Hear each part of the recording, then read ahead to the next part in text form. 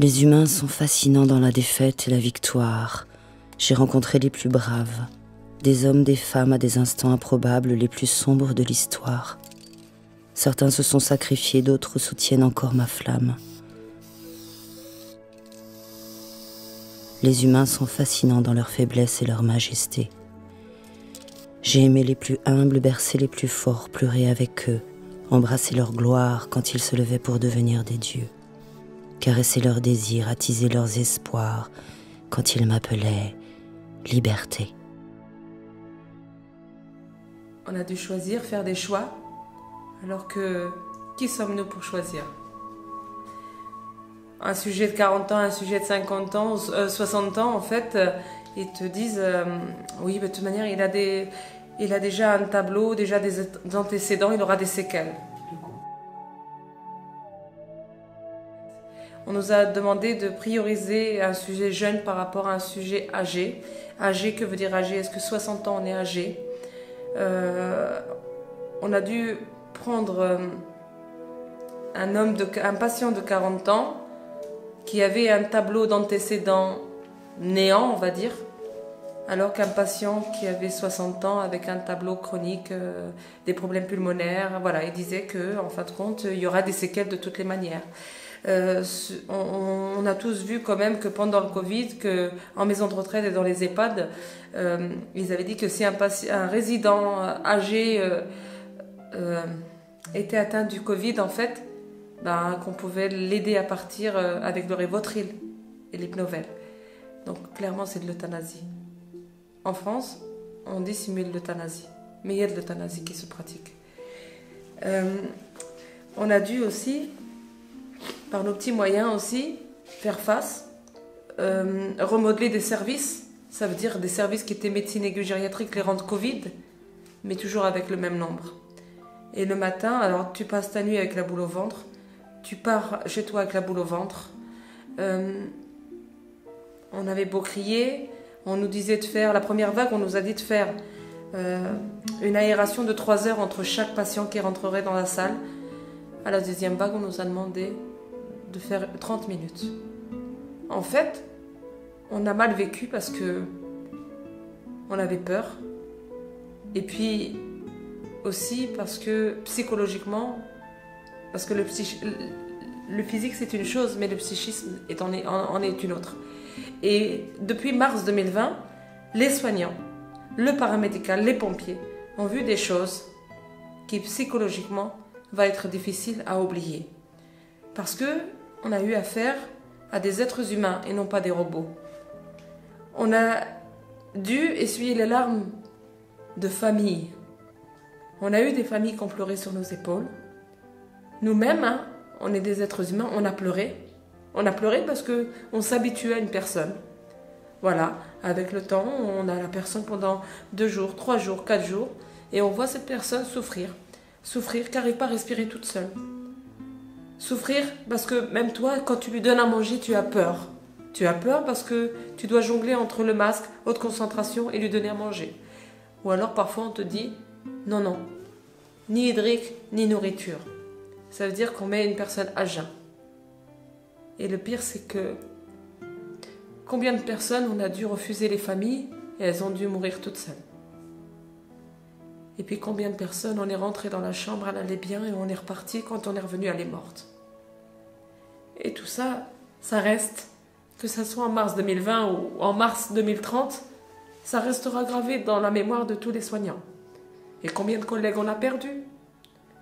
Combien de vacataires et volontaires sont venus et sont décédés de ce Covid?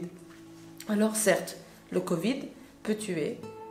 Moi-même, j'ai été atteinte de Covid. Et moi-même, mes enfants m'ont vu mourir. Mais aujourd'hui, je suis là devant vous et je vous parle. Et je suis en toute connaissance de cause. Mais il n'est pas plus mortel qu'un autre virus. Et on ne peut pas demander à des soignants de choisir, de soigner une personne ou une autre. C'est juste leur enlever toute forme de dignité. Pourquoi il y a eu une crise au moment du Covid? C'est parce qu'il n'y avait pas assez de lits, clairement. il n'y avait pas assez de lits d'hospitalisation. Ça a été terrible, on a fait un tri des patients. Nous, dans notre service, les patients trop âgés ou polypathologiques, ils rentraient pas, hein, ils allaient mourir en pneumo. Concernant l'épidémie de Covid, la première vague, il y a eu un afflux de patients dans les hôpitaux et on a dû faire un triage des patients, un triage entre guillemets, mais on a dû le faire, c'est-à-dire qu'on a dû choisir par manque de place entre prendre dans des lits de réanimation des sujets jeunes et des sujets plus âgés. Ça a ému la population, mais pour nous en tant que médecins, c'est quelque chose qu'on ne dit pas, mais qu'on pratiquait déjà depuis plusieurs années par manque de place et de lits hospitaliers. Donc on était déjà amené à faire ce choix. Ce qui m'émeut et ce qui me choque même, c'est pas l'émotion, c'est je suis choquée également de ce triage des patients qui se poursuit par le pass sanitaire à l'entrée des hôpitaux. On ne peut pas laisser rentrer des patients qui n'ont pas été ou vaccinés, qui n'ont pas de pass sanitaire, donc ni vaccin ou testés Covid négatif. Donc ça veut dire qu'à l'hôpital, on prend les sujets sains et on ne prend pas les malades. Donc il faut qu'on m'explique. Et ça va contre la déontologie médicale, contre tous les principes qu'on m'a inculqués et qui m'ont formée en tant que médecin, c'est-à-dire la santé pour tous. On ne demande pas à l'entrée si les patients ont le VIH, la syphilis, la tuberculose. Par contre, on leur demande s'ils ont le Covid ou pas. Moi, je soigne tous les patients, quels qu'ils soient. J'ai prêté serment, c'est le serment d'Hippocrate. Donc je suis choquée, pris en otage et presque complice de cette médecine-là, qui n'est pas celle qui me correspond, qui n'est pas celle que je souhaite et que j'exerce depuis des années. Alors on va aller faire notre petite photo. Allez ma Fatma, viens avec nous faire la photo, ma Fatma. Allez, on est révoltés nous. Ils vont dire qu'on emploie des jeunes. Il est évadé. On va pas les trouver par contre. Parce que si c'est en portrait les filles, en portrait. Pas en portrait, oui, portrait, comme ça. Allez, venez les filles.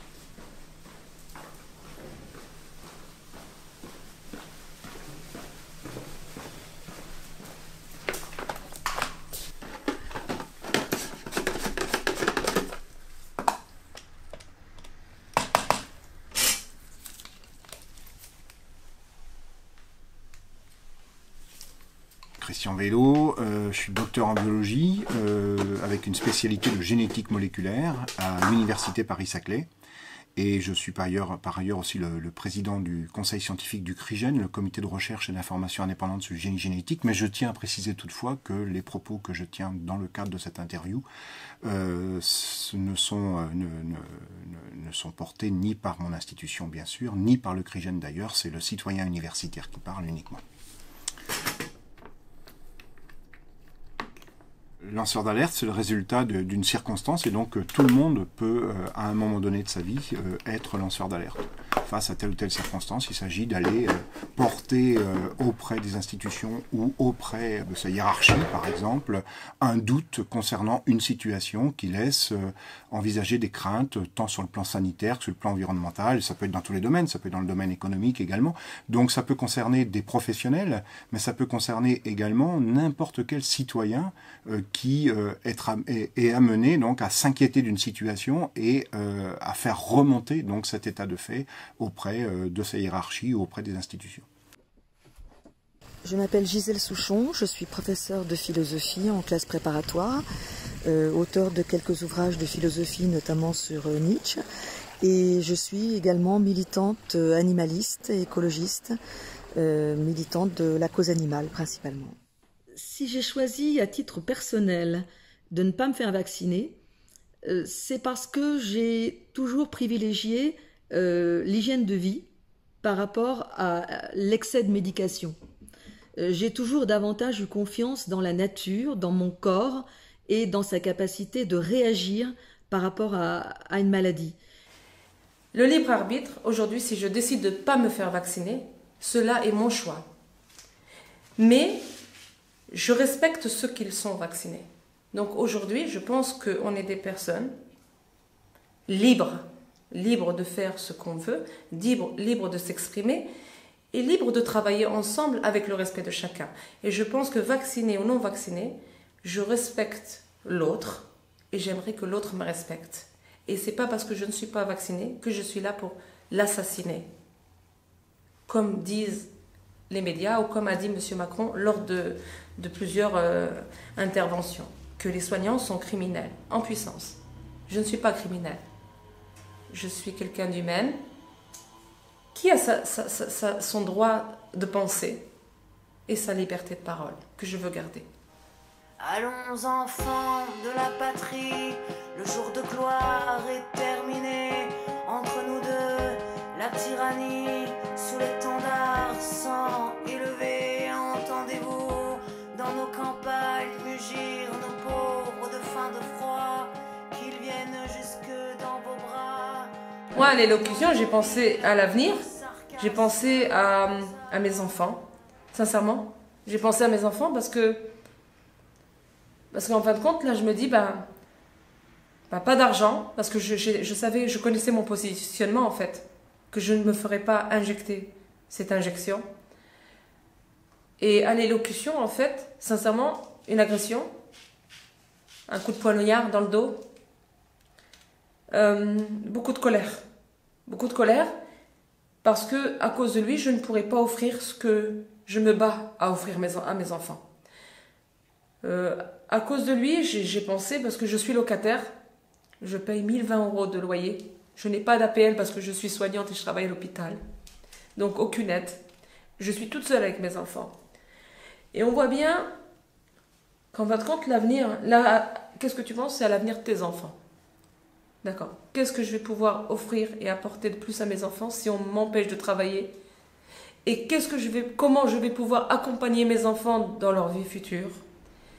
En fin de compte, à cette élocution, en fin de compte, tu as plein de choses qui se mettent dans ta tête, en fait. Tu as de la colère, tu as une rage. Comment je vais faire pour continuer? Est-ce que je continue pas?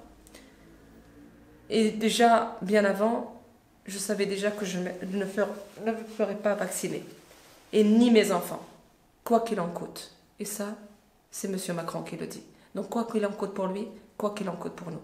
Mais une chose est sûre, c'est que je ne suis pas la mère exemplaire, mais je suis la mère que mes enfants, plus que tout le monde.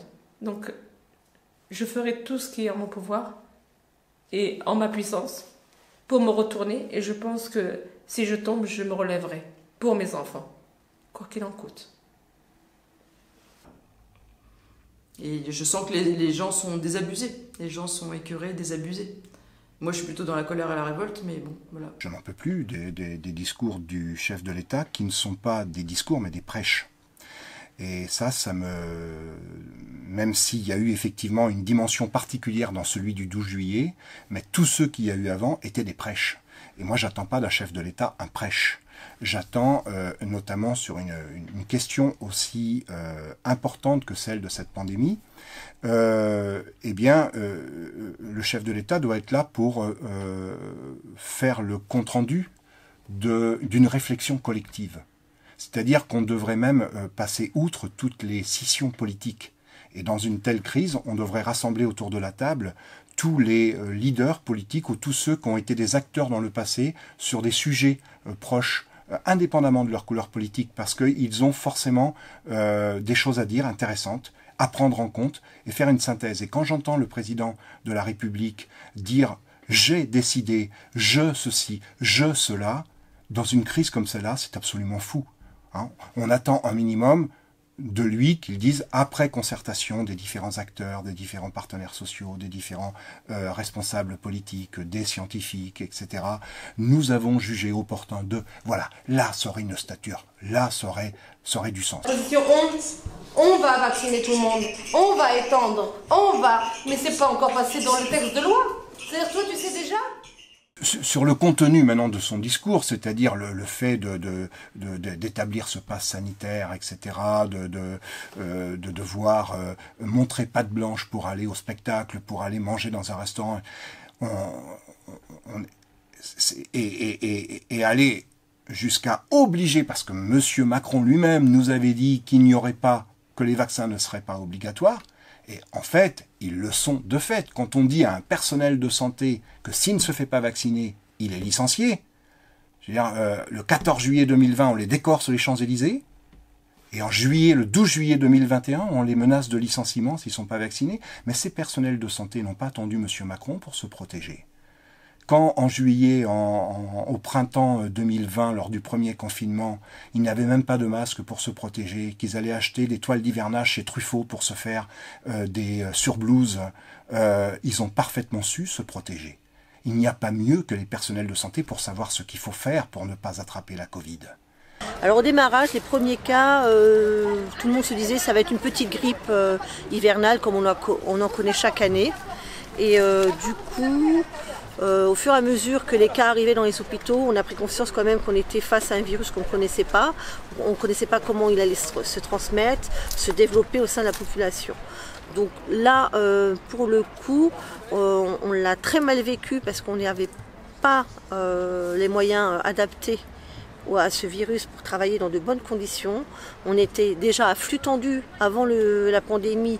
Pendant la pandémie, c'était encore pire avec les arrêts des soignants contaminés lors de cette première vague.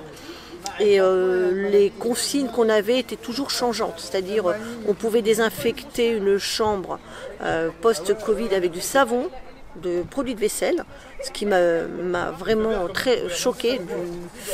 De ma carrière, j'avais jamais entendu une ânerie pareille. Et on n'avait pas les moyens au niveau matériel de protection. On est tombé en pénurie aussi. À un moment donné, on n'avait plus de gants. Donc c'était réquisitionné. On avait tant de gants par jour, tant de masques par jour et tant de surblouses. Donc ça a été très difficile de tenir. Mais comme on aime notre travail et qu'on est là pour soigner les gens, ben, on l'a fait malgré tout.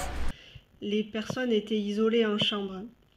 Donc je vous laisse imaginer en fait dans quel état peut se retrouver une personne qui n'est pas chez elle, qui est âgée, vulnérable, bien souvent avec des troubles cognitifs, donc une compréhension de ce qui l'entoure assez perturbée, assez atténuée.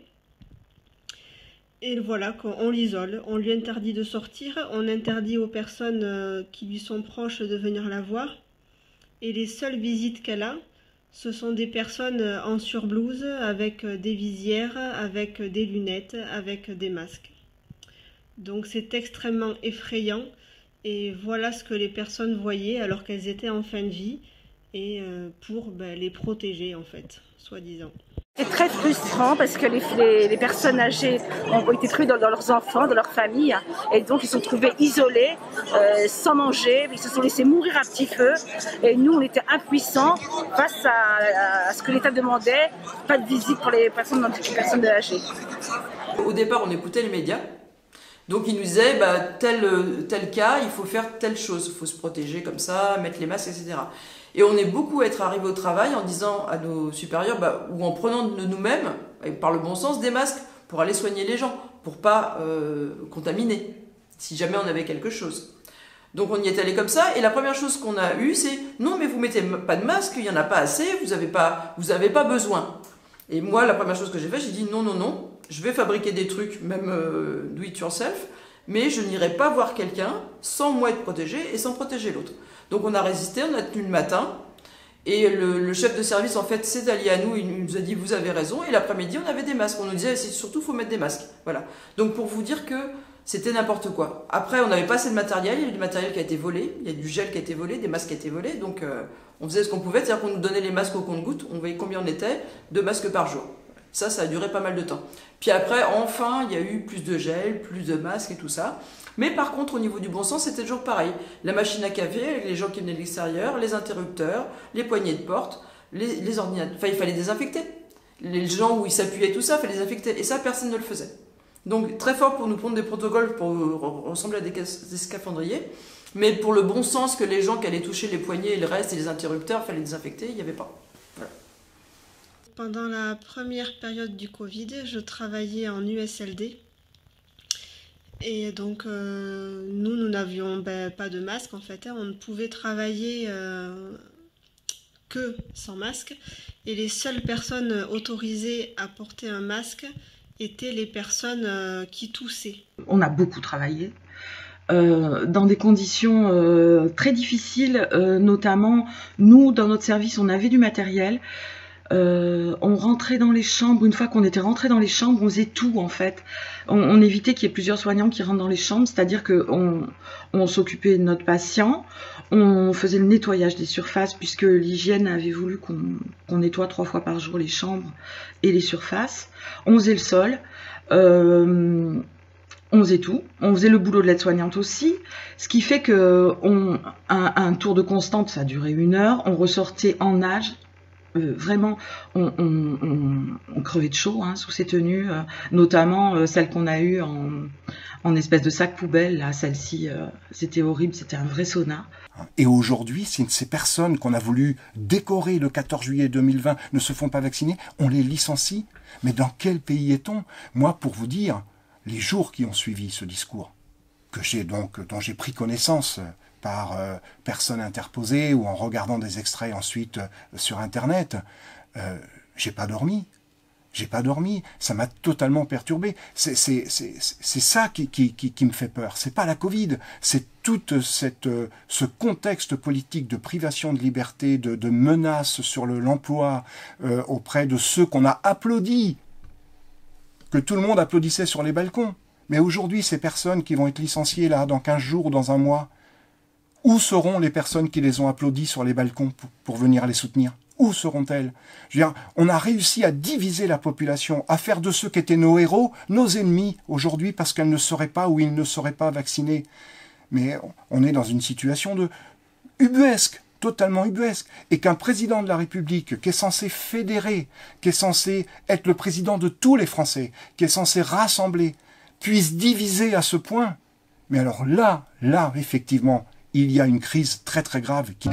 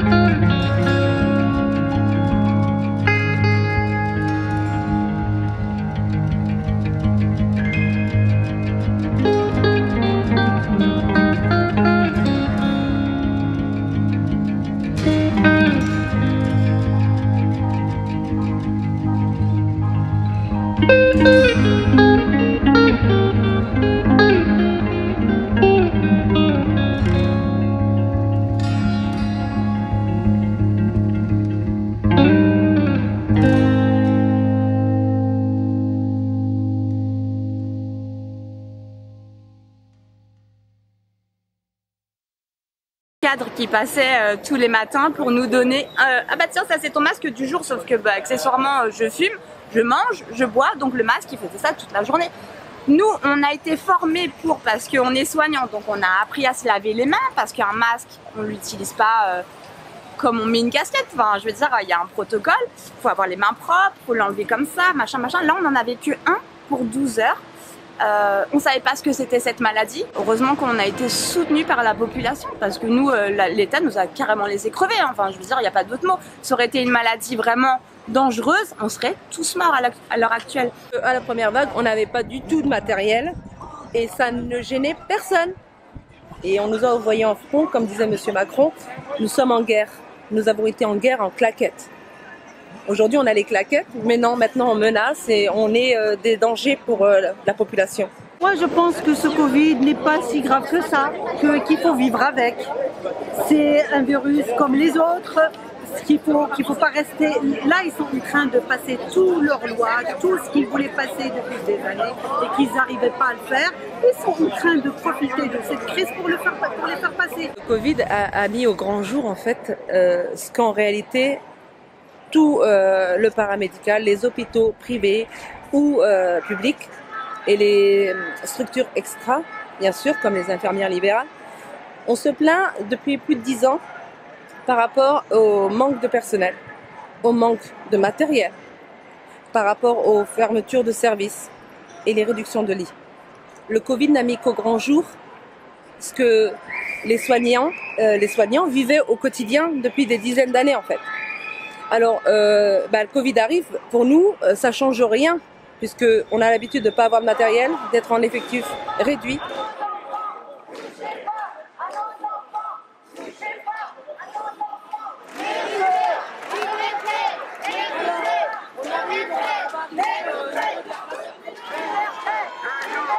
J'ai toujours été un bon petit soldat et à l'heure actuelle, on m'oblige pour travailler à m'injecter un produit que j'ai pas choisi, dont je ne vois aucune preuve sur lesquelles ça fonctionne ou enfin voilà des choses comme ça.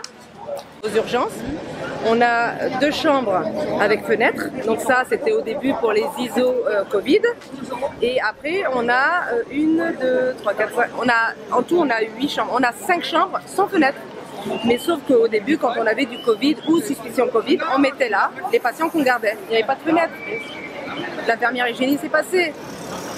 Hein, les cellules de crise, ils servent à quoi?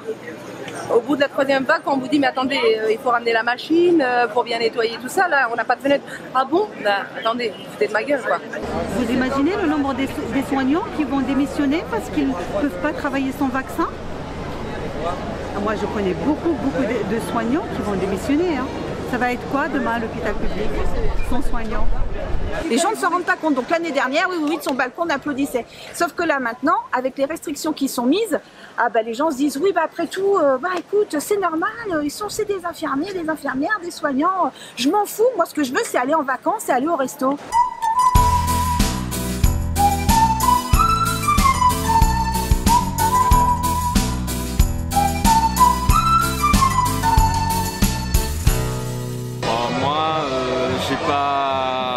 Je ne vais pas polémiquer, mais pour moi la vaccination c'est nécessaire.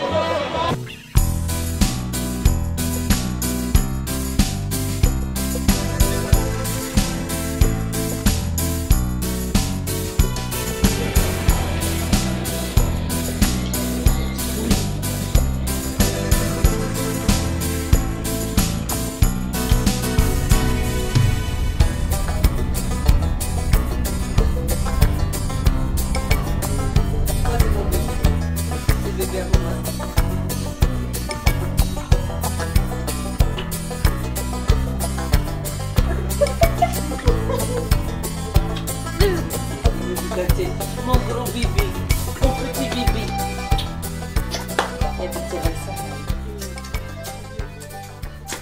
Je suis bouleversée par ce qui se passe actuellement, par le discours qui a été prononcé par Blanquer concernant la rentrée scolaire, lorsqu'il dit que en cas de Covid, lorsqu'il y aura un cas Covid, au lieu de fermer les classes en collège, en lycée, et donc en ce qui me concerne dans le supérieur, puisque j'enseigne en classe préparatoire, eh bien, on renverra chez eux, on évincera, le terme qu'il a utilisé a été le terme de évincer les élèves qui ne sont pas vaccinés. Et ça, je trouve ça complètement scandaleux. On évince un élève qui a été incorrect, qui a été grossier, qui a semé la pagaille dans une classe, mais on n'évince pas un élève parce qu'il a un statut vaccinal qui ne correspond pas à ce qui est exigé. évincer des élèves et les obliger à suivre les cours en distanciel parce qu'ils ne sont pas vaccinés, ça c'est inacceptable. Donc moi je suis bien déterminée à la rentrée, si le cas se présente, si dans une de mes classes il y a un cas Covid et que la moitié des élèves, ou en tout cas les élèves non vaccinés sont renvoyés chez eux, moi je m'évincerai également. Pas seulement en tant que non vacciné, mais même si je l'étais, je m'évincerai également pour ne pas faire de discrimination entre mes élèves. Je ferai cours à tout le monde en distanciel. Quand les classes étaient fermées à cause du Covid pendant le confinement, enfin après le confinement, tout le monde était logé à la même enseigne. Tous les élèves suivaient les cours en distanciel. Eh bien, moi, c'est ce qui se passera. Tous mes élèves suivront mes cours en distanciel si le cas se présente. La question de vacciner les enfants, aujourd'hui, elle est cruciale parce que les enfants, c'est une frange de la population qui est vecteur du virus, qui le propage, mais sans en être victime. En tout cas, pour la plupart, il y a quelques exceptions, mais la plupart des enfants en bonne santé ne sont pas victimes. Et donc, laisser circuler la souche d'origine ou des variants comme le variant Delta, qui ne sont pas des variants méchants, c'est important pour occuper le terrain et pour éviter qu'un éventuel variant plus méchants, eh bien, prennent le pas et la voie libre et puissent contaminer toute la population. Donc aujourd'hui, on commence à nous parler de cas d'enfants qui ont été malades. Pourquoi on commence à nous parler de ça? C'est cousu de fil blanc, c'est-à-dire c'est pour nous conditionner à accepter cette vaccination des enfants. Alors déjà, on nous pousse à faire vacciner les enfants entre 12 et 16 ans. La vaccination est ouverte pour eux. Et moi, je vois venir la vaccination pour les plus petits. C'est ce qui se passe déjà en Israël et c'est ce qui va se passer certainement chez nous. On prépare le terrain, les médias préparent le terrain. Alors pourquoi est-ce que c'est dramatique? Parce que c'est encore un produit expérimental et que des vaccinations, on fait déjà subir à cette vaccination à des petits êtres qui sont à peine nés, qu'on leur balance 11 vaccins dans le corps, c'est déjà énorme. Et là, on est en train de vacciner des enfants qui ont peu de chances d'attraper le Covid, qui ont peu de chances d'être symptomatiques, qui ont encore moins de chances d'en mourir. On leur inocule une substance qui, elle, n'a pas fait ses preuves, qui est expérimentale, sur laquelle on n'a pas de recul. Et cela, pourquoi? Comment est-ce qu'on fait pression sur les parents? Pour l'instant, ils sont acceptés à l'école, mais on a dit qu'on évincerait les élèves non vaccinés en cas de cas Covid dans une classe. Mais ça va être les activités périscolaires, ça va être le sport. Mais est-ce qu'on doit céder pour cela? Est-ce qu'il ne vaut mieux pas priver son enfant de sport pendant quelque temps ou d'activités périscolaires plutôt que de faire cet acte définitif, grave, de lui injecter une substance expérimentale? Alors, bien sûr, là, je pense que les autorités ont très bien compris comment il fallait manipuler les gens. Si ça ne marche pas avec les parents, si les parents ont un peu d'esprit critique et que ça ne marche pas avec eux, ben ça va marcher avec les enfants. Et beaucoup de publicités vont cibler les enfants. Et moi, je vois venir le moment où des adolescents, et c'est peut-être déjà le cas dans les familles, vont dire « Mais pourquoi est-ce que moi, je ne suis pas vacciné? Moi, j'ai pas le droit d'aller en boîte, moi, j'ai pas le droit d'aller au bistrot, moi, j'ai pas le droit d'aller dans une activité sportive alors que les copains y vont, parce que je ne suis pas vacciné. » Donc, ils vont faire pression sur leurs propres parents pour être vaccinés. Le risque d'avoir un effet indésirable d'une vaccination pour soi-disant le protéger d'une maladie grave qu'il n'aura jamais est beaucoup plus élevé et il peut y avoir des formes graves. Donc c'est les enfants, à mon avis, qui peuvent vraiment pâtir de tout cela. En dehors des effets indésirables de la vaccination chez les enfants, il y a aussi le retentissement psychologique, l'avenir de nos enfants, de voir des masques, des personnes masquées en permanence. Je suis médecin spécialiste, je m'occupe du cerveau et je me dis, est-ce que certaines connexions neuronales se feront comme il faut concernant les neurones miroirs, concernant l'empathie, concernant l'humanité? À quoi est-ce qu'ils auront le droit de pouvoir avoir accès s'ils ne sont pas vaccinés, s'ils ne détiennent pas de passe sanitaire? On est en train de gâcher toute leur jeunesse. Ils vont accuser leurs parents de les priver de liberté. Est-ce qu'ils vont suivre sans rechigne ce que le gouvernement leur dicte, ou est-ce qu'ils vont quand même essayer d'écouter les conseils des adultes, enfin comme ça se passait avant, leurs parents, ce qu'ils leur disaient? Est-ce qu'il va y avoir une rébellion de ce côté-là? Je ne sais pas, c'est complètement flou.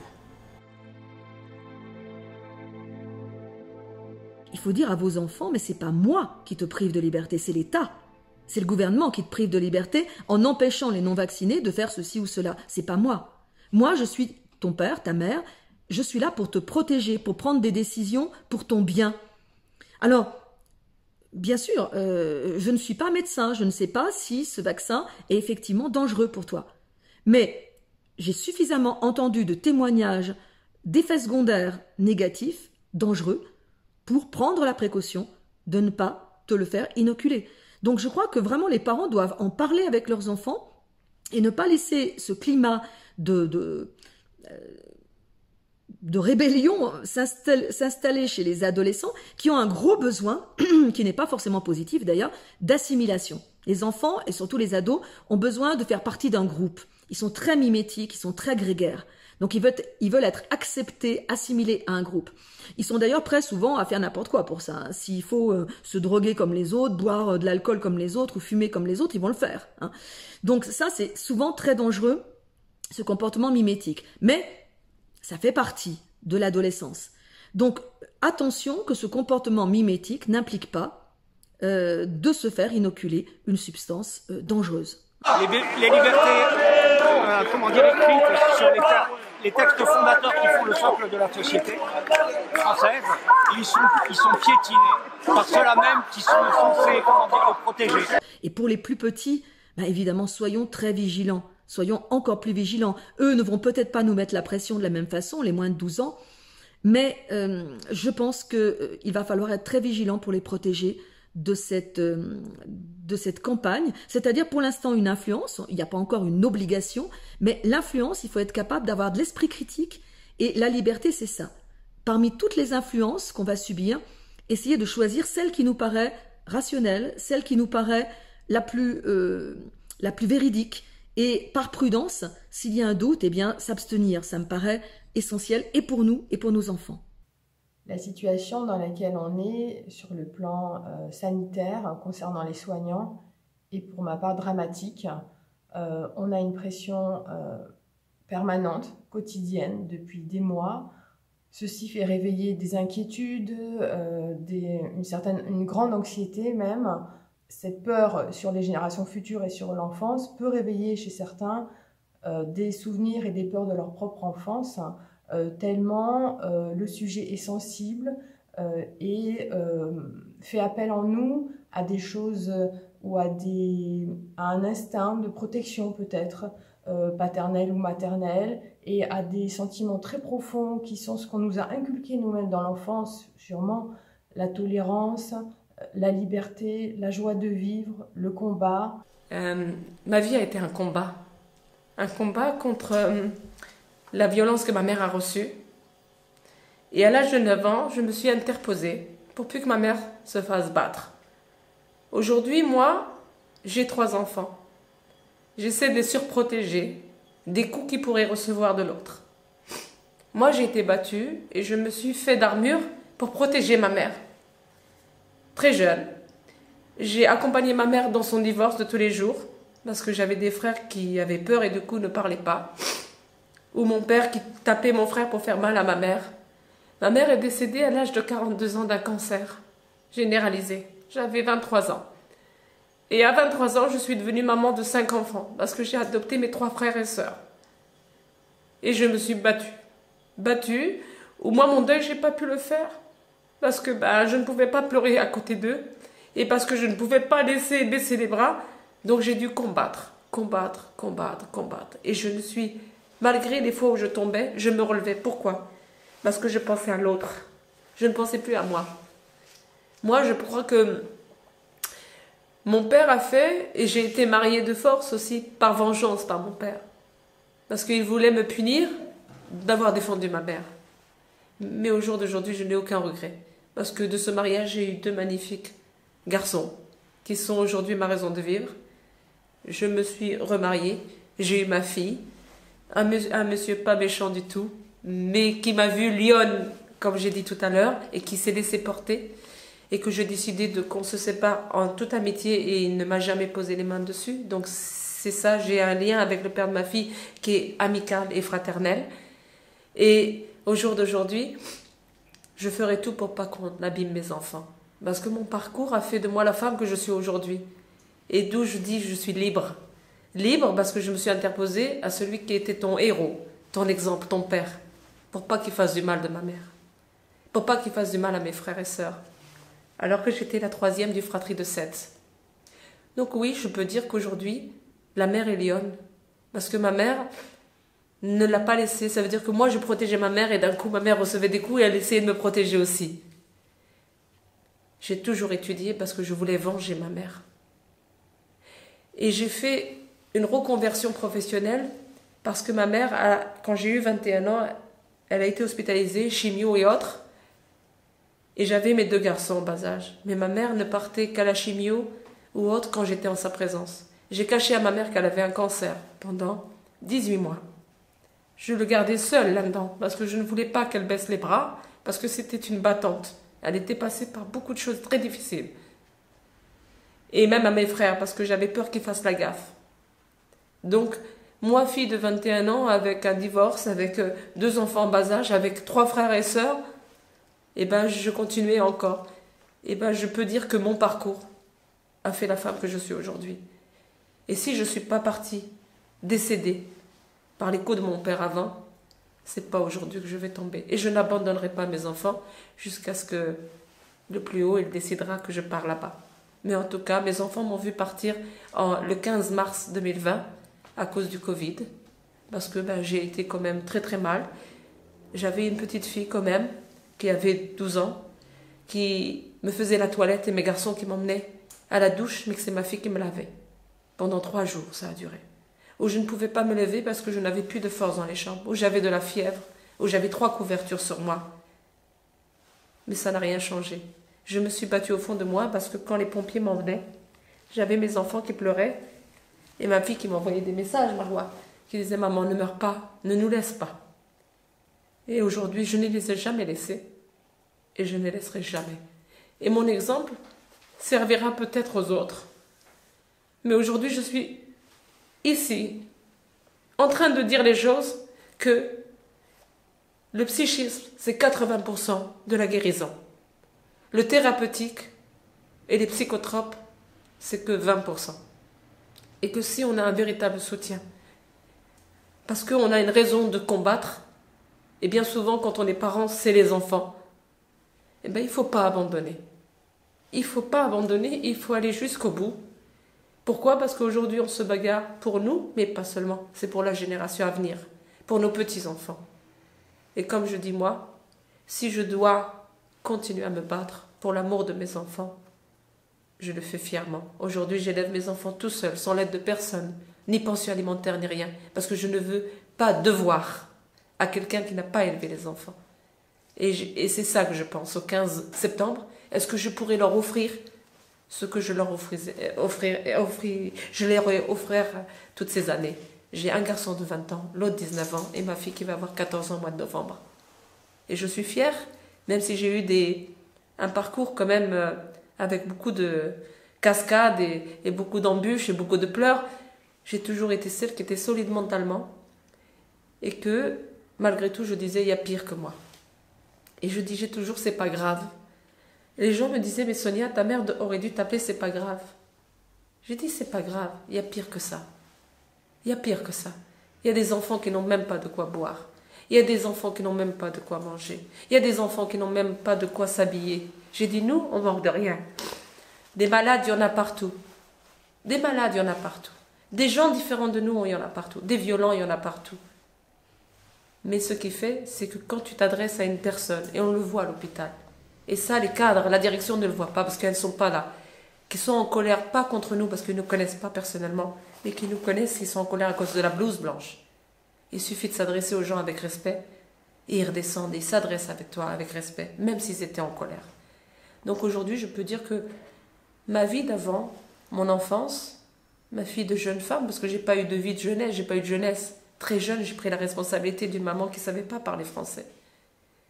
Ben, je peux dire que je suis fière de moi parce que je n'ai aucun regret pour ma mère, qui aujourd'hui repose en paix. J'ai perdu ma mère en janvier 2004. J'ai perdu mon frère aîné en août 2005, d'un 38 tonnes qui les a fauchés, lui et sa femme. Et je suis redémarrée sur un combat aussi pour avoir leur fille pendant 3 ans de combat, parce qu'elle avait 2 ans. Donc, si ça, c'est pas le combat, est-ce que Macron, il va réussir à faire tomber? Non. Ni Macron, ni un autre. Personne. Je me dis que le virus, on va en venir à bout de toute façon, quels que soient les moyens. Ce sera peut-être plus long que si on avait eu une véritable stratégie réfléchie, coordonnée à l'échelle mondiale, et si on s'était fermé aucune porte sur les alternatives. Mais on finira par y arriver. On finira par y arriver. Mais ce qui me fait beaucoup plus peur sur l'après-crise sanitaire, c'est sur le plan social. Cette crise du Covid divise tout le monde.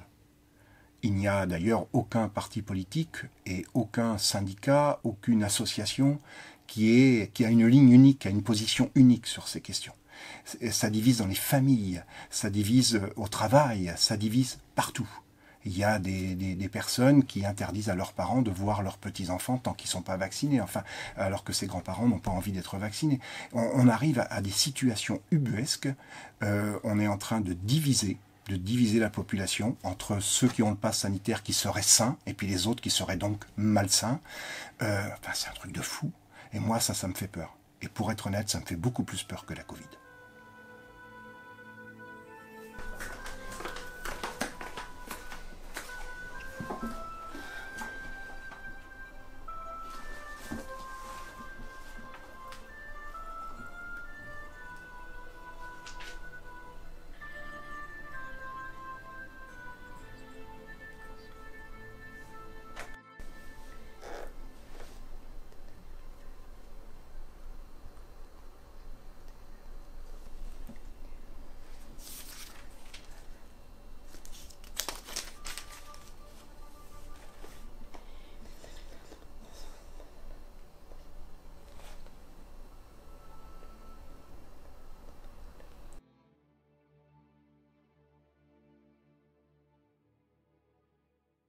La protéine Spike, c'est donc la protéine qu'on appelle la protéine de surface du virus qui va permettre au virus SARS-CoV-2, responsable de la Covid-19, de s'ancrer à la surface de nos propres cellules pour pouvoir les infecter.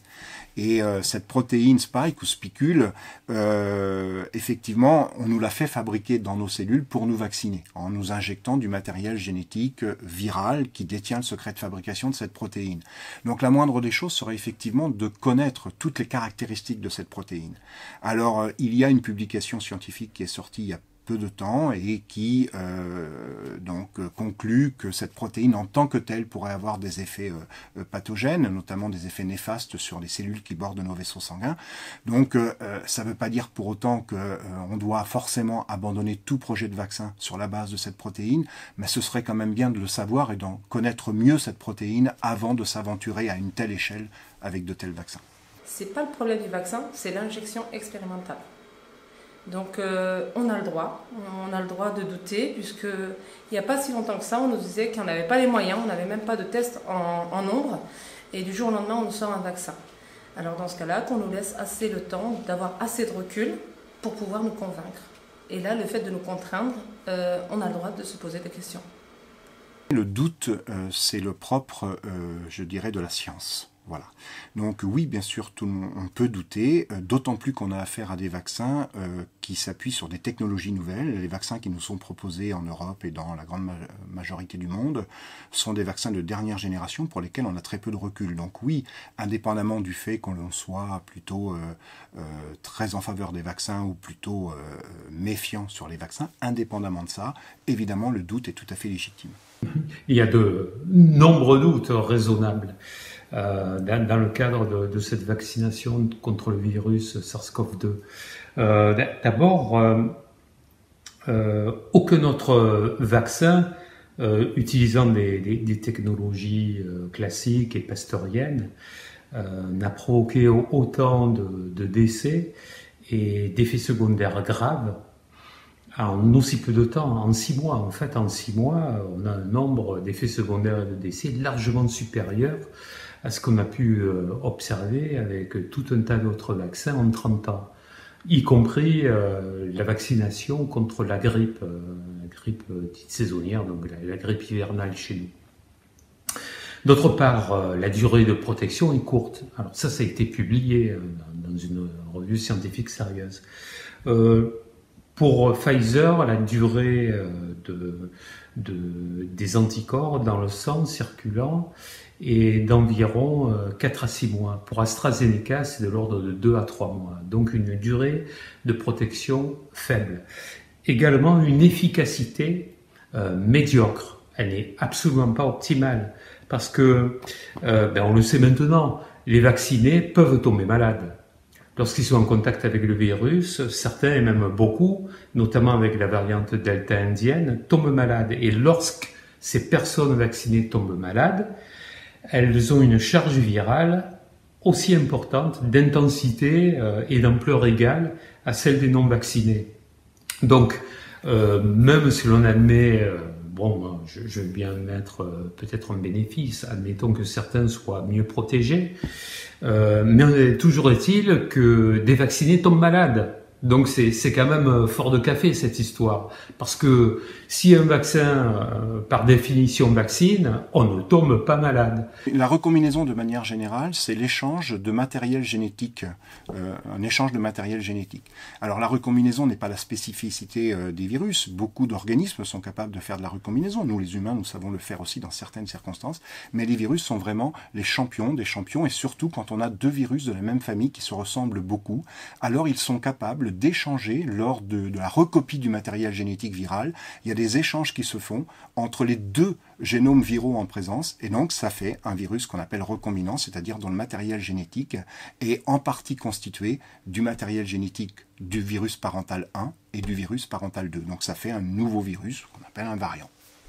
Le virus est en train de s'adapter, d'être moins contagieux, d'être moins mortel. Sauf qu'ils n'ont pas d'intérêt à le dire à la télé. Bien sûr, on est d'accord. Voilà, tout simplement. Il y a la Big Pharma qui est derrière tout ça. Ça périme. Ils ont des doses qui périment au mois d'octobre. Parce que moi, dès que tu commences à vouloir liquer tout le monde en urgence, c'est que ça pose problème. J'ai choisi à titre personnel de refuser de me faire vacciner. C'est pour plusieurs raisons, qui sont liées bien sûr à mon manque de confiance dans ce nouveau vaccin, mais c'est également lié au fait que je ne suis pas anti-vax, mais je n'aime pas la surmédication. Et je n'aime pas cette façon d'avoir peur de tout et d'être hypocondriaque. J'ai une grande confiance dans mon corps et dans la nature, et du coup dans la capacité naturelle de mon corps à faire face, à répondre à une infection, à l'attaque d'un virus. Et cette confiance est d'autant plus justifiée que j'ai eu effectivement le Covid en novembre et mes défenses immunitaires ont réagi très vite. Ça a duré 8 jours, sans fièvre, sans problème grave. Donc j'ai confiance dans la nature, et cette confiance dans la nature va de pair aussi avec mon amour des animaux. Je suis effectivement militante de la cause animale et je suis végane. Et donc, mon alimentation est végétale. Je pense comme Hippocrate que l'aliment est notre premier médicament. Et je pense que l'alimentation végétale nous donne le maximum de chances d'être en bonne santé et de permettre à notre corps de réagir, notamment par rapport à l'attaque d'un virus. Donc, pour moi, tout se tient. Il y a aussi une autre raison, c'est que, en tant que végane, je me pose des questions sur tout médicament, vaccin ou pas, qui a été testé sur les animaux. Est-ce que je peux accepter d'utiliser un médicament qui est testé sur les animaux, alors que dans mon alimentation, je refuse tout produit animal ? Les vaccins de type AstraZeneca ou Johnson & Johnson utilisent pour délivrer le matériel génétique vaccinal dans nos cellules. Donc, faut savoir que du matériel génétique, ça ne rentre pas tout seul dans nos cellules. Donc, il va falloir un véhicule, un transporteur. Dans le cas des vaccins ARN de Pfizer, BioNTech ou Moderna, c'est une petite capsule de graisse dans laquelle est emprisonné l'ARN et ça va permettre de délivrer cet ARN dans nos cellules. Dans le cas d'AstraZeneca ou de Johnson & Johnson, on utilise les propriétés naturelles d'un virus, dont le rôle est justement d'aller injecter du matériel génétique dans les cellules. Sauf que là, ils ont choisi un adénovirus de chimpanzé. Alors le but n'est quand même pas, même si c'est pas un virus très méchant, de donner la maladie provoquée par cet adénovirus. Donc cet adénovirus, il n'est non pas inactivé, parce que s'il était inactivé, il ne pourrait pas délivrer le matériel génétique. Or, c'est ce qu'on veut. Donc on va simplement le désarmer, c'est-à-dire le rendre inopérant. D'accord ? Et donc à ce moment-là, rendre inoffensif. pas inopérant, mais inoffensif, pardon. Et à ce moment-là, pour le rendre inoffensif, on lui enlève une partie de son matériel génétique à lui, qui est responsable de sa virulence, et on le remplace par celui de SARS-CoV-2 qu'on veut faire rentrer dans nos cellules. Alors le problème, c'est que même s'il est rendu inoffensif, cet adénovirus qu'on utilise comme un vecteur, hein, comme un outil pour délivrer le matériel génétique vaccinal, il n'est pas neutre vis-à-vis de notre système immunitaire. Et donc, effectivement, il peut y avoir des réactions immunitaires exacerbées, il peut y avoir un certain nombre, ce qu'on appelle de l'immunotoxicité, provoquée par le vecteur lui-même, comme cela a déjà été vu dans d'autres contextes, que ce soit de la thérapie génique ou de l'immunothérapie, qui sont des stratégies cliniques qui utilisent également des vecteurs viraux pour délivrer du matériel génétique dans les cellules du patient.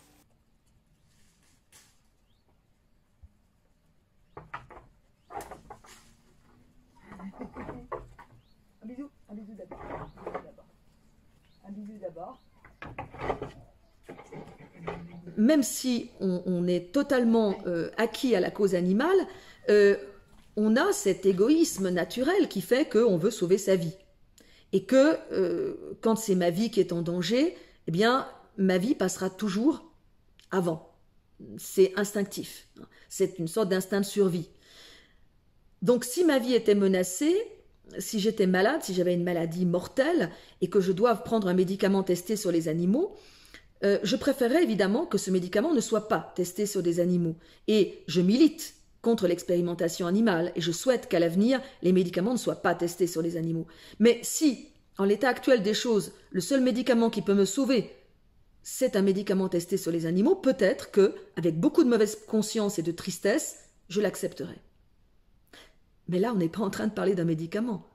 On est en train de parler d'un vaccin, c'est-à-dire d'une méthode de précaution pour prévenir une maladie.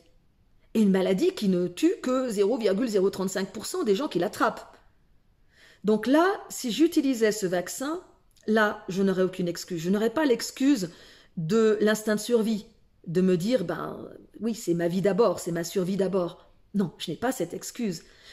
Pour moi, j'ai aussi peu d'excuses à utiliser ce vaccin testé sur les animaux que d'utiliser des cosmétiques testés sur les animaux.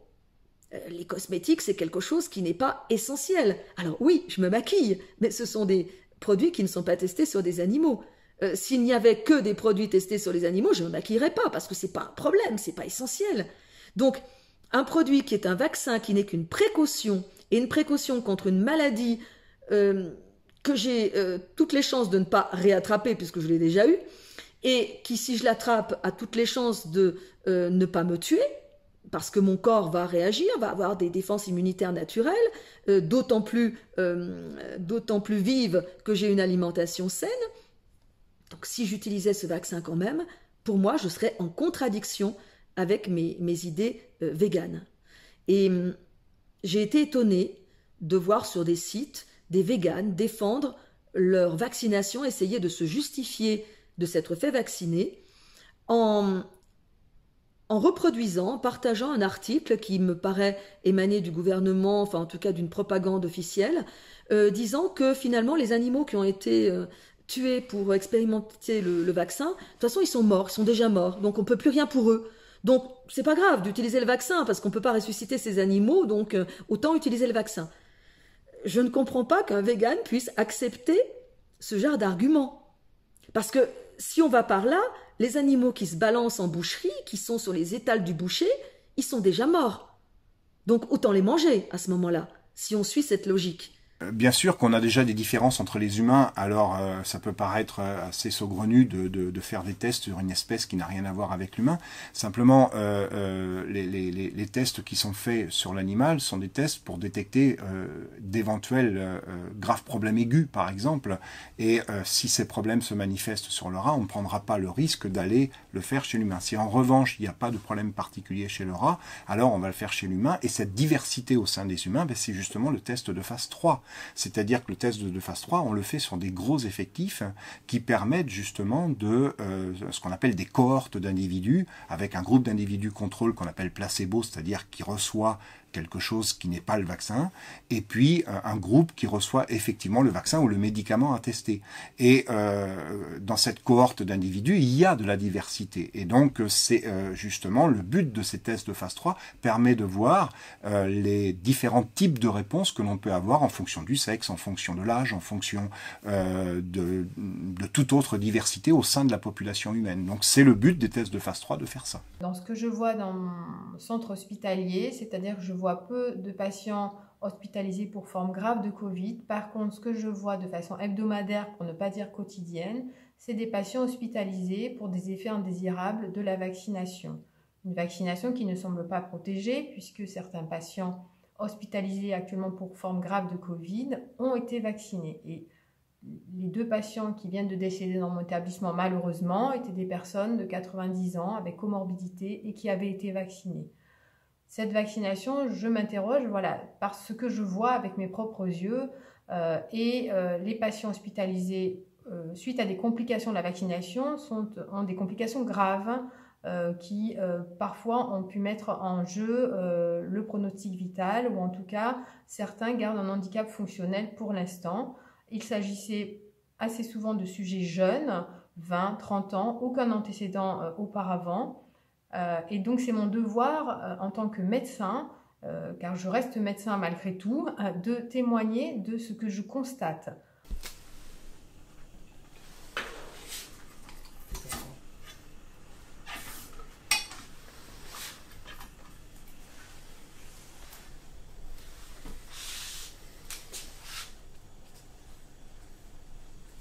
Quels sont les bénéfices de ce vaccin ou de ces vaccins? C'est le bénéfice de tous les vaccins, c'est de protéger contre une maladie, c'est d'entraîner notre organisme, le doter des armes qui vont permettre de neutraliser l'agent infectieux en question. Voilà, maintenant, après, parmi les vaccins, il y a certains qui présentent certains avantages, d'autres présentent des inconvénients, et d'ailleurs souvent les avantages des uns, c'est les inconvénients des autres.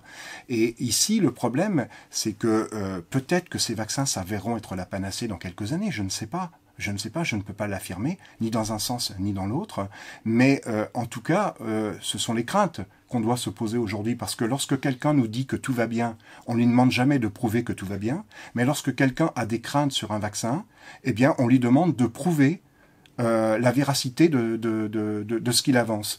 Et c'est cette inversion de la charge de la preuve qui est à l'origine de tous les scandales sanitaires qui sont arrivés le siècle dernier et au début de ce siècle, et on n'en tire aucune leçon. On a menti, on ment encore. En fin de compte, qu'est-ce qu'on va croire? Un chef d'État qui nous promet des choses et que c'est tout le contraire? Un chef d'État qui nous disait qu'on n'avait pas besoin de porter de masque, qui serait inutile? Une ministre de la Santé, Madame Buzyn, qui disait que non, l'épidémie était bien loin de nous et qu'il était à Taïwan. Qui croire? Et pourquoi les croire?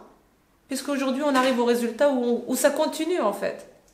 Les scientifiques, mais ils nous montrent qu'est-ce qu'ils veulent. La politique d'aujourd'hui fait que les scientifiques sont muselés aussi. Je pense qu'il y a une grande masse silencieuse qui ne veut pas prendre position parce que, d'abord, c'est pas le meilleur moyen de faire carrière.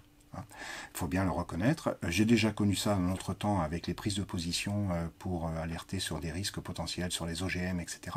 Moi, je discutais souvent avec des collègues qui, en aparté, étaient tout à fait d'accord avec les risques mis en avant, les questions, les soulèvements, les questions qui étaient soulevées, mais qui n'étaient pas prêts à en parler publiquement, parce que voilà, c'est vrai que si on veut s'attirer des ennuis, il n'y a pas mieux auprès de l'institution. Donc je pense qu'il y a beaucoup de gens qui préfèrent la fermer pour cette raison-là. Et c'est vrai que c'est quand même assez incroyable de voir que très peu de scientifiques et très peu de médecins dénonce l'absurdité du pass sanitaire. Je ne parle pas de la question, des questions, disons, d'ordre politique, qui sont la question de la discrimination et les aspects liberticides de ce pass. Mais uniquement sur le plan scientifique. Je m'étonne qu'il n'y ait pas plus de scientifiques et de médecins à dénoncer cette absurdité du pass sur le plan scientifique, puisque dès lors qu'on donne le pass sur la base de la vaccination, c'est stupide, puisque personne ne peut affirmer que les vaccinés ne sont pas porteurs. Et d'ailleurs, on sait que les vaccinés, il faut qu'ils continuent à porter le masque, continuent à respecter les distances. Ça veut donc bien dire que le vaccin ne protège pas de la transmission, ne protège pas de la contagion. Et l'OMS lui-même recommande ou l'OMS elle-même, l'Organisation mondiale de la santé, recommande elle-même le port du masque et le respect des gestes barrières pour les vaccinés. Et on sait aujourd'hui que bon nombre de vaccinés ont développé un Covid post-vaccinal. Donc ça n'empêche pas ces personnes d'être porteuses. Donc moi, si on me dit vous n'êtes pas vacciné, vous ne pouvez pas aller sur la terrasse d'un restaurant, ben moi je demande qu'on me prouve que les vaccinés qui sont sur la terrasse ne sont pas porteurs. C'est totalement stupide et il n'y a personne pour le dénoncer.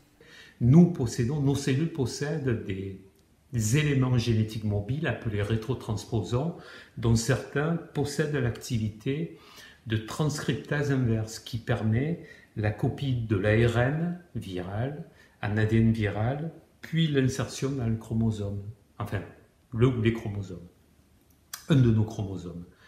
Ça a été démontré non seulement sur des cellules humaines en culture, mais également dans des tissus de patients infectés. Alors bien entendu, qui peut le plus, peut le moins.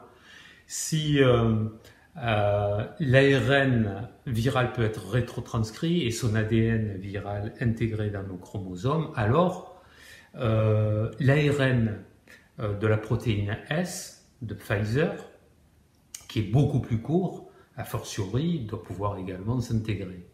Mais là, on n'en a pas la preuve, tout simplement parce que ce n'est pas recherché. Mais la possibilité ne peut pas être écartée. En tout cas, ceci peut poser de graves problèmes, notamment des maladies auto-immunes subséquentes. En effet, si une personne qui a contracté la maladie et chez laquelle précisément il y a eu insertion de l'ADN viral après rétrotranscription dans ces tissus, ce qui est démontré et publié. Il y a également production d'ARN viral et donc de protéines virales, ça aussi ça a été démontré, et entre autres la protéine de surface, la protéine S.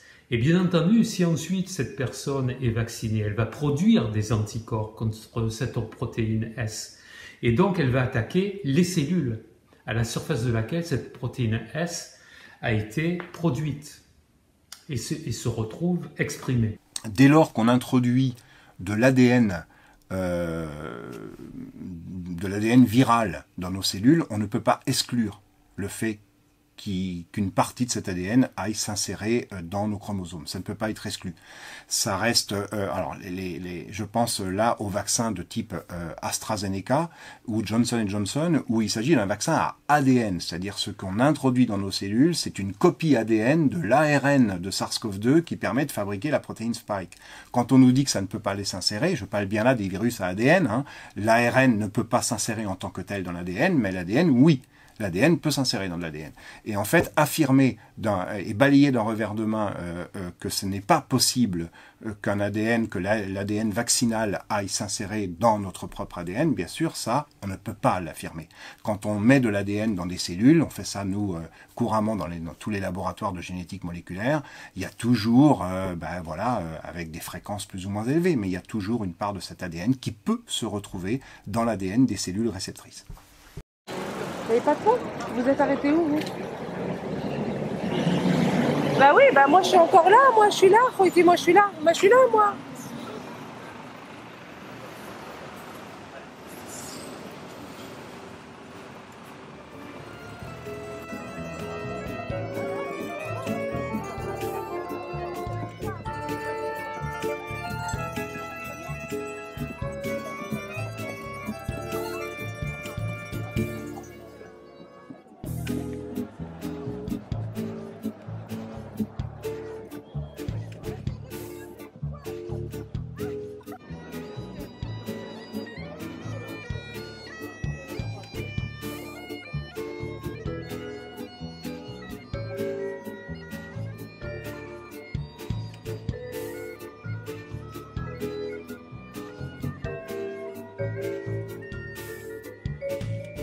On nous disait allez travailler, peu importe les moyens qu'on avait en main, que ce soit le matériel, les moyens humains, on ne se posait pas la question.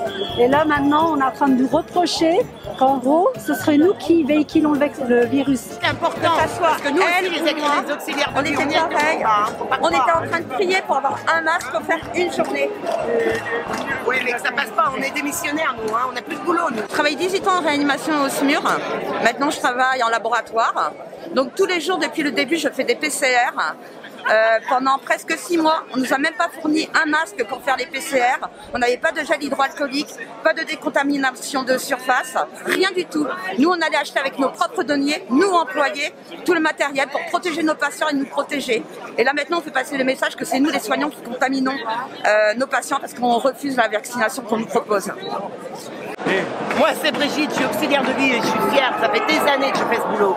Et là, aujourd'hui, on nous a remerciés en nous disant vous n'allez plus au boulot, tu vois. Et là, je suis en arrêt de maladie pour dire je démissionne pas. Je suis en arrêt de maladie pour ça. Et même le médecin, tout le monde nous dit qu'il faut vous faire vacciner pour garder votre boulot. Parce que les médecins, ils sont Et au premier combat, on y a été même sans masque, sans rien du tout. Comme je lui disais, on les a achetés, nos masques. Parce que le patron nous les fournissait même pas. Les masques. Voilà, ils nous en donnaient. Le gel hydroalcoolique. Voilà. Tu vois, et on y allait au domicile, hein. C'est grave, et les gens qui se faisaient chier, qui n'avaient même pas mangé chez eux, nous on y a été au combat. On n'avait pas le droit de rester chez nous, on y a été au combat. Il n'y avait pas tout ce qu'il fallait, même à pied on y allait leur donner à manger. Ah bah c'est clair, parce que ah ouais, en plus on a eu des grèves de transport juste avant que ça commence. Ouais, on y a été à pied. À pied au boulot, faut pas le croire, hein.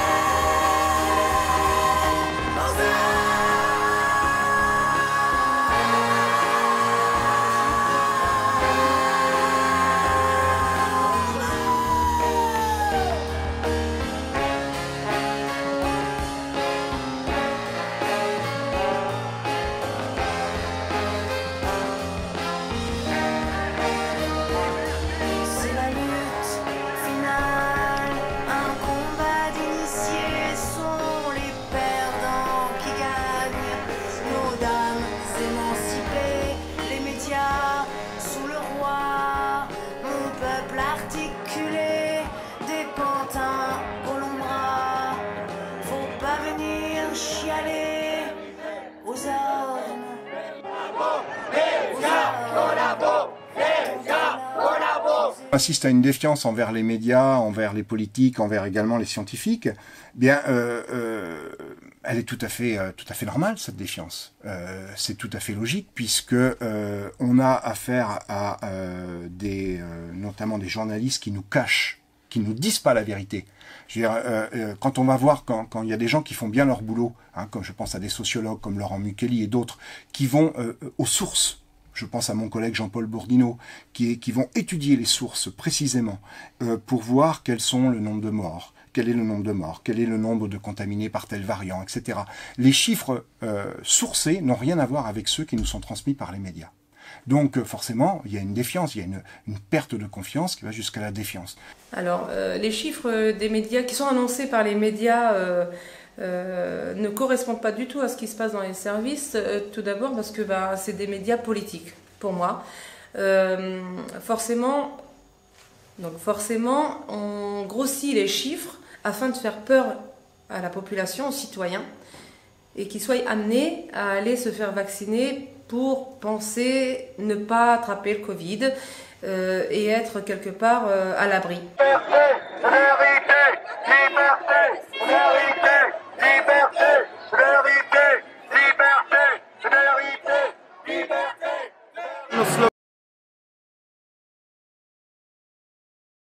C'est quoi la liberté? Il n'y a plus la liberté. On les comprend comme aujourd'hui, comme on perd quelqu'un cher, on aimait, là, on vraiment comprend les valeurs des choses. Depuis l'allocution de M. Macron, on a compris qu'il n'y a plus 5e République, donc il n'y a pas liberté, égalité, fraternité, il n'y en a plus. Liberté, vérité, liberté, vérité. C'est liberté, vérité, et que pourquoi ça s'adresse spécifiquement au président et aux médias.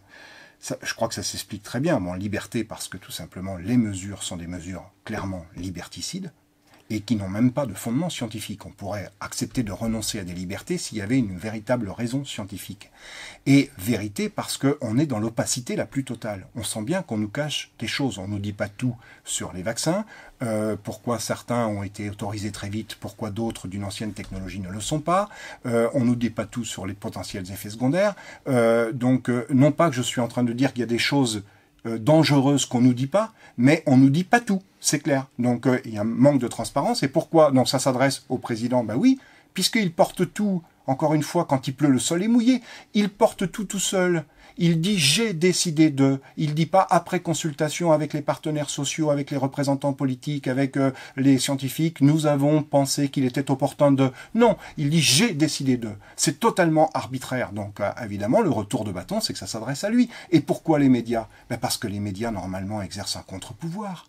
Or, on n'a jamais assisté à un tel ton monocorde de la part de tous les médias, qui balayent d'un revers de main tout esprit critique et toute personne qui apporte la moindre contradiction, même si celle-ci est parfaitement sourcée sur le plan scientifique. Donc, évidemment, le retour de bâton est là, ça s'adresse à Macron et ça s'adresse aux médias, parce que l'un veut tout porter tout seul et les autres ne font pas leur boulot.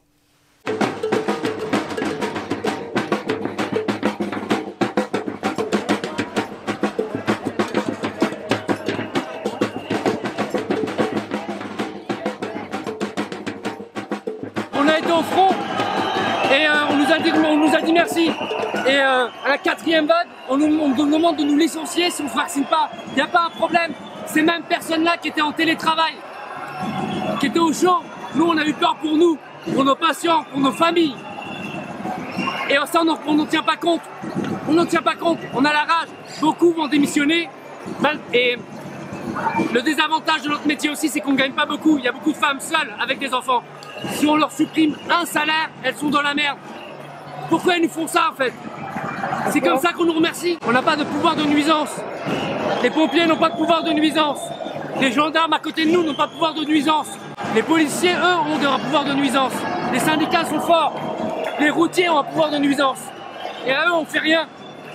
Elle est là, l'illégalité, l'injustice qu'on parle. Soit on est tous pareils et on se bat tous ensemble, soit c'est personne. Mais là, on fait des catégories de gens, on prend les plus faibles. Les soignants qui ne sont pas vaccinés devront être suspendus par la direction pour, donc, qui dit suspension de poste dit pas de salaire, donc impossibilité de travailler alors qu'on est au service du public. Ça va engendrer bien évidemment des conflits certainement dans les foyers puisqu'il y aura un revenu en moins, donc c'est pas avec la crise actuelle qu'on peut se permettre de ne pas travailler. Le Covid a touché dans les quartiers peut-être défavorisés par moyens, conditions aussi de vie. Parce que dans les quartiers, n'empêche, on a les travailleurs, on a les ouvriers. Ici, on a Renault à côté. Renault a fait la ville qu'est aujourd'hui les Mureaux et tout le bassin du Vexin. Elle emploie 6 000 avec les sous-traitants, 6 000 ouvriers. Ces ouvriers se trouvent dans les quartiers populaires. Et dans les quartiers populaires, eh ben, on a des vies, on a des petits salaires. On n'a pas des gros salaires. Parfois, pas de couverture sociale. Peut-être pas de mutuelle. On en rencontre à l'hôpital. On ne va pas faire les hypocrites. On a des gens qui refusent de venir se soigner parce qu'ils n'ont pas de couverture sociale.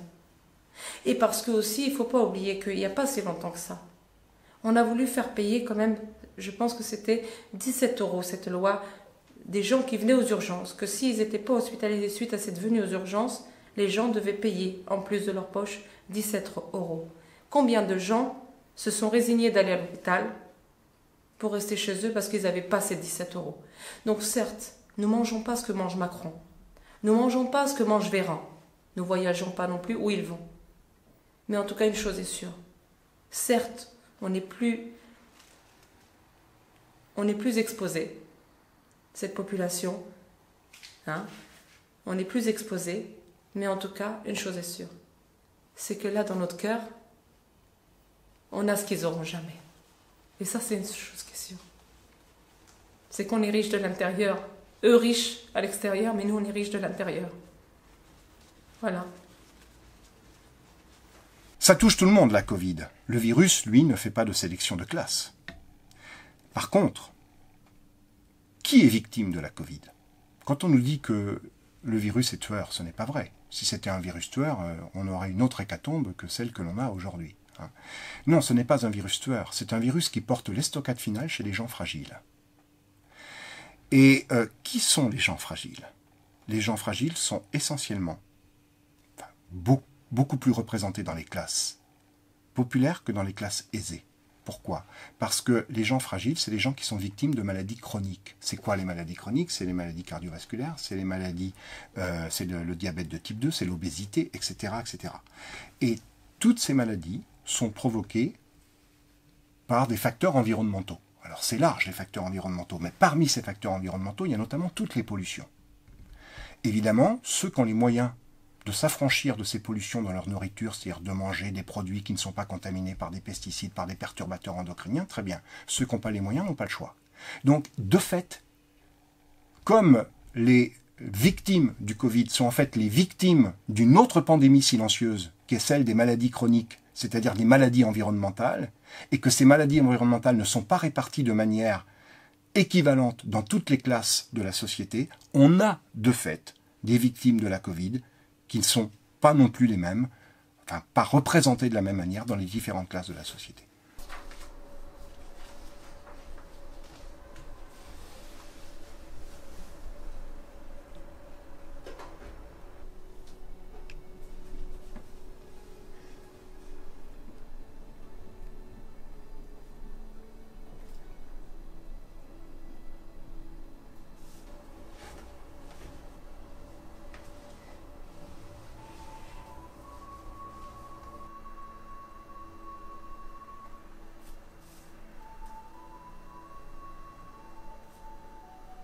Être un professionnel de santé, pour moi, c'est prendre soin des autres, c'est être bienveillant, avoir un savoir-être, un savoir-faire, un savoir qui s'acquiert au cours d'années, qui est précieux.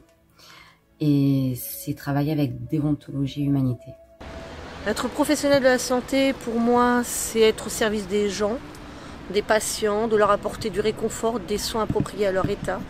Et c'est surtout être disponible pour l'hôpital public, mais maintenant je me pose des questions par rapport à la fonction d'un soignant ou d'un professionnel de santé, quel qu'il soit, de son rôle au niveau de la société et l'image que le gouvernement renvoie actuellement de ces professionnels.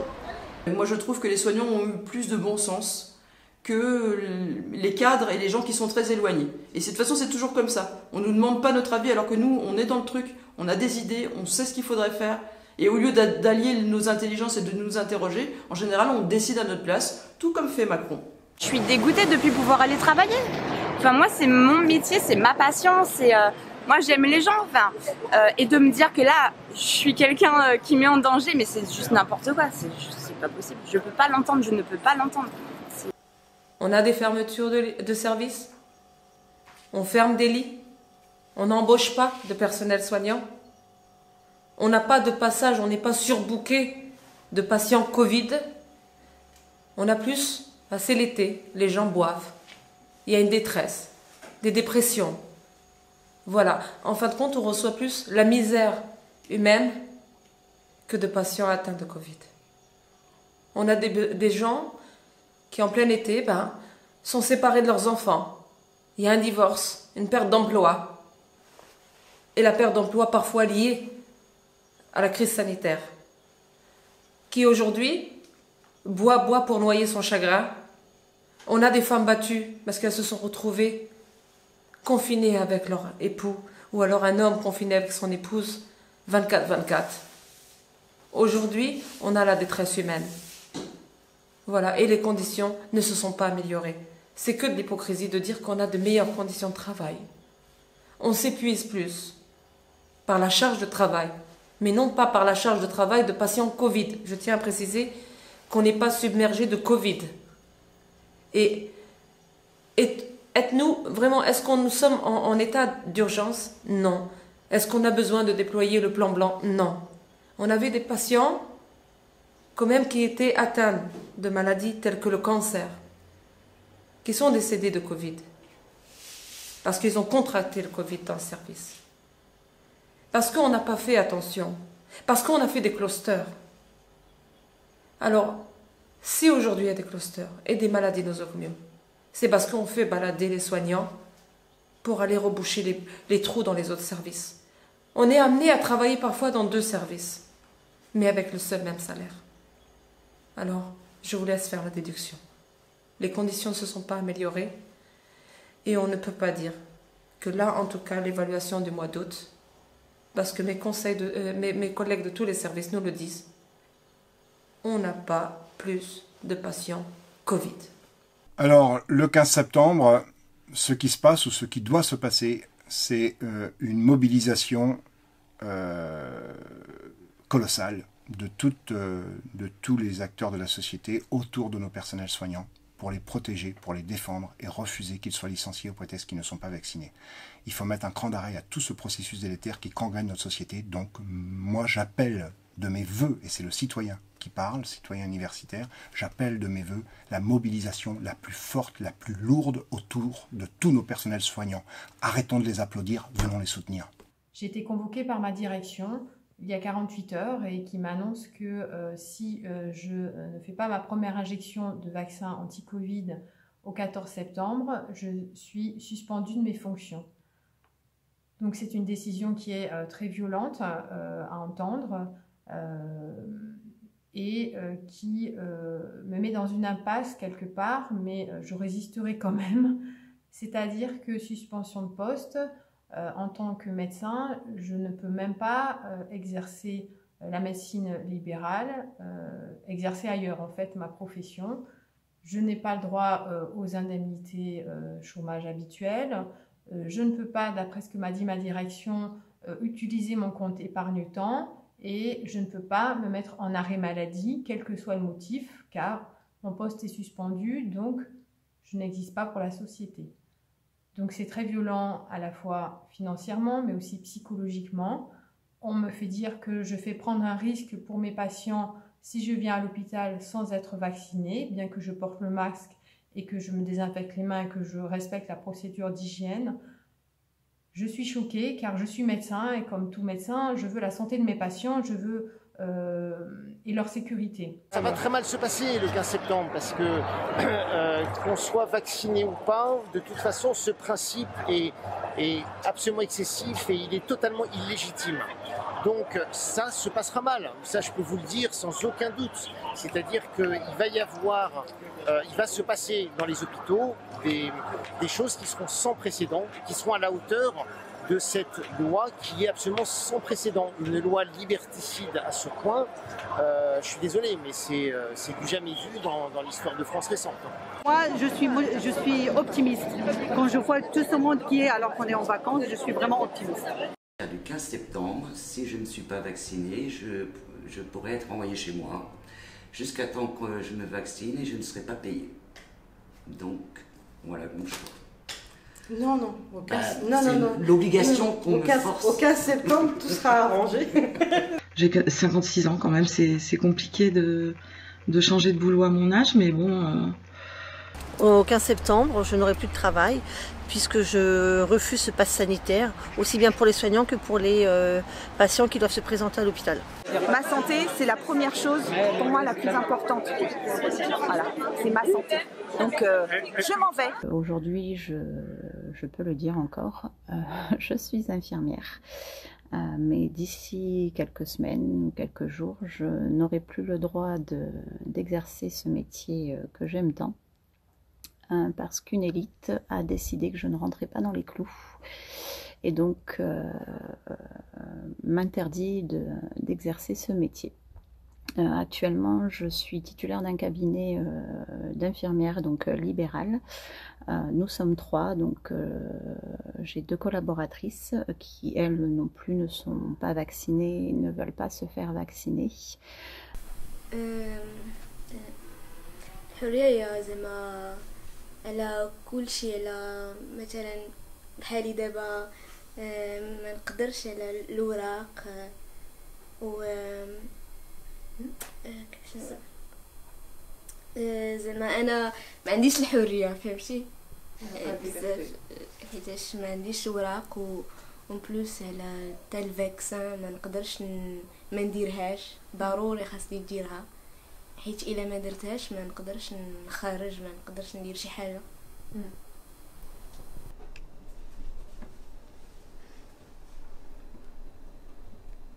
La liberté, pour moi, c'est ma plus grande richesse avec mon temps. C'est faire ce qui nous construit et ce qui nous épanouit, sans restriction, tant que ça fait du mal à personne. On n'a pas encore eu, et peut-être plus tard, mais pas pour le moment. On n'a pas de liberté pour le moment. La liberté, c'est pouvoir avoir le choix de décision, de pouvoir être maître de son corps et de savoir surtout si on veut être vacciné ou pas vacciné. On est libre de ce choix-là, qui est un choix individuel, personnel, qui n'a pas à être jugé. Et on est chacun maître de son corps et de sa vie. Et personne ne peut nous enlever ça, en fait. On peut être libre de rentrer dans un hôpital comme on le veut, dans un restaurant. Pour moi, c'est ça la liberté et un des piliers de la démocratie. On est en train de nous l'enlever. Il faut espérer qu'on puisse garder la liberté d'esprit, c'est-à-dire de penser, de raisonnement, de réfléchir, que notre raisonnement soit valable ou pas, qu'on soit d'accord ou pas.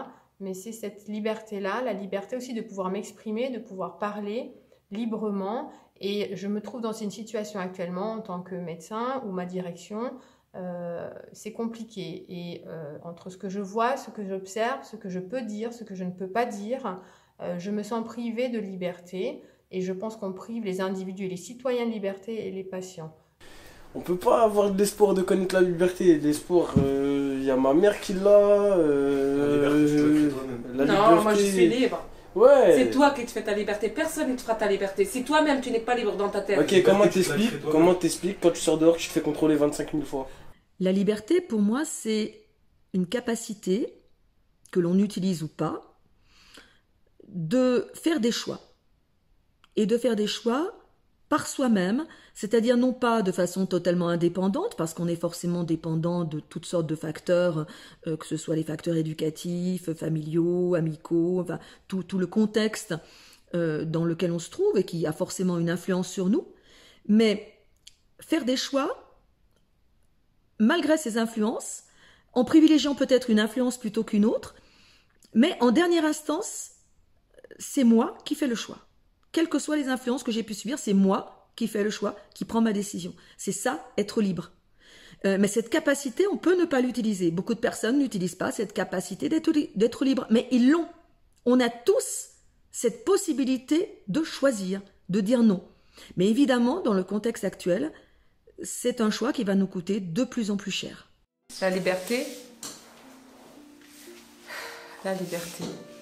La liberté, on a tous une signification différente de la liberté. Et moi, ma liberté, elle est là. Ma liberté de femme et de mère, ma liberté d'être humain. Libre de respirer, que bientôt peut-être l'air, ils vont nous le faire payer si on continue comme ça. Libre de dire, libre d'aimer, libre de regarder qui on veut et de prendre qui on veut dans nos bras. C'est ça la liberté. Parce que aujourd'hui, si ça continue comme ça, le care de prendre soin, de bienveillance, c'est aussi ça la liberté. Pour moi, c'est important. Être libre, c'est... Vous savez, là, vous me mettriez dans un champ avec des coquelicots ou des marguerites. Vous me verrez, je danse. Ça, c'est la liberté, la légèreté. Quand t'as le cœur, il est blanc, il est sincère, et que tu fais quelque chose avec le cœur. Parce que ce qu'on fait, c'est pas rien. En tant qu'être humain, mais en tant que soignant, on y met notre cœur. Ben, on est léger. Léger parce qu'on est libre. Libre dans ta tête, libre dans ton cœur, libre d'agir. Et moi, tout ça, c'est libre. Je suis libre. Libre, je le dis, je le redis. Ma vie a fait que, par ma culture, on a voulu, quelque part, la femme, c'est tous dans la soumission. Mais non, j'ai gardé ma liberté parce que je ne fais rien de mal. J'ai un respect pour moi-même. Et j'ai un respect pour l'autre. Mais avant de respecter l'autre qu'on te respecte, donne-toi le respect. J'ai un respect pour ce que je représente. Et pour ce que je donne. Et ce que représente l'autre à mes yeux. Ça, c'est la liberté. La liberté ne veut pas dire avoir la même idée que l'autre ou la même façon de penser. Non. Libre, c'est respecter l'autre et ses choix. Libre, c'est la divergence aussi. Et la culture de mélange. Le social. La liberté, c'est bien sûr, elle doit s'opérer dans le respect, dans la limite du respect de la liberté d'autrui également. Et posé dans ce contexte particulier qui est celle de la crise sanitaire, ça a évidemment un sens tout à fait particulier. Parce qu'on peut dire, je suis libre de ne pas me faire vacciner. C'est la liberté vaccinale, la liberté de soins, etc. Et on va nous dire, oui, mais c'est pas seulement un choix personnel, c'est un choix collectif, parce qu'en refusant de vous faire vacciner, eh bien, vous ne contribuez pas à l'immunité collective et donc vous mettez l'ensemble de la population en danger. Et moi, je retourne la question en disant, est-ce que en vaccinant tout le monde, ou est-ce qu'une frange de la population qui n'est pas à risque, en acceptant de se faire vacciner alors qu'elle n'est pas à risque, est-ce qu'elle ne met pas en danger l'ensemble de la population en favorisant l'émergence d'un éventuel variant qui aura le champ libre? Donc, je peux renverser la question de la responsabilité collective.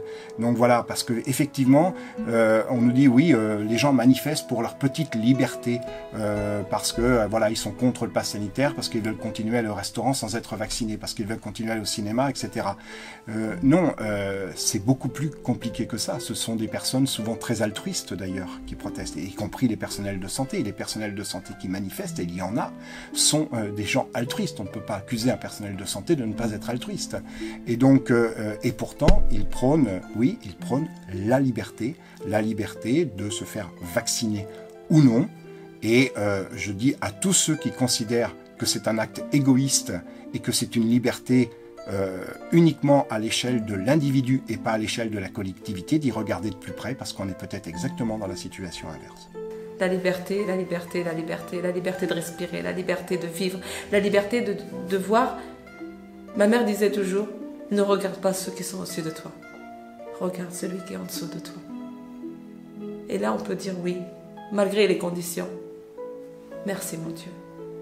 Mes enfants sont en bonne santé, je suis en bonne santé, les gens autour de moi sont en bonne santé. Ça vaut des millions. Je suis peut-être pas riche financièrement, mais je suis riche de l'intérieur. Et ça, c'est une richesse que moi j'ai, que d'autres n'auront pas et ne me prendront pas. Ça, c'est la liberté aussi. Voilà.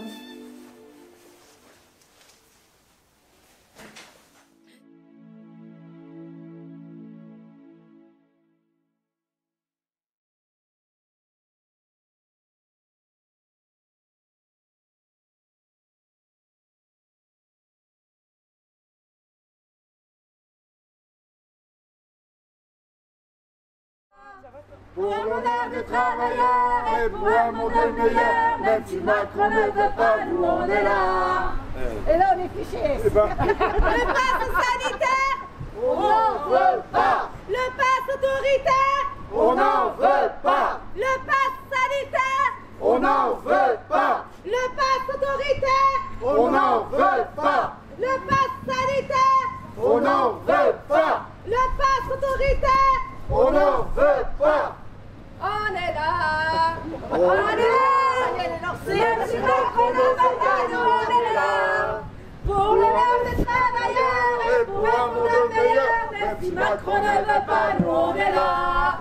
On est là. On est là. Même si Macron ne veut pas, nous on est là.